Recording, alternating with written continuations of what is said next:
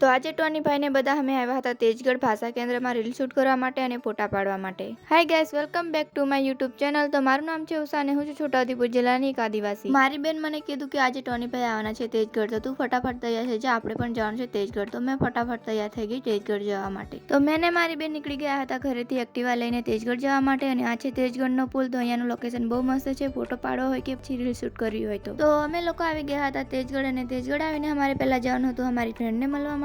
તો અહીંયા મારી ફ્રેન્ડ કપડાં સીવા માટે આવે છે. તો અમે લોકો એને ફોન કરીને કીધું કે તું નીચે આવી. અમે લોકો નીચે આવી ગયા છે. તો અડધા કલાકથી અમે લોકો વાટ જોતા હતા પણ નીચે આવતી નથી. અત્યારે આવી છે નીચે. તો આને કહેવાય જુઓ ફ્રેન્ડ અમારી કેવી. તો મારો ભાઈ અને મારી માસીનો છોકરો પણ આવી ગયા હતા. તો પછી અમે લોકો ત્યાંથી નીકળી ગયા હતા ભાષા કેન્દ્ર જવા માટે, રીલ શૂટ કરવા માટે અને ફોટા પાડવા માટે. ફાઇનલી અમે લોકો આવી ગયા હતા અમારી લોકેશન પર. તો અહીંયા ટોની ભાઈ લોકો પણ આવી ગયા હતા. તો અમે લોકો આવી ગયા હતા અંદર. અને અંદર આવીને અમે લોકો સૌથી પહેલા ફોટા પાડતા હતા. અને રીલમાં જેવી રીતે ટોની ભાઈ હસાવે છે બધાને, એવી જ રીતે રિયલ લાઈફમાં પણ ખૂબ હસાવે છે.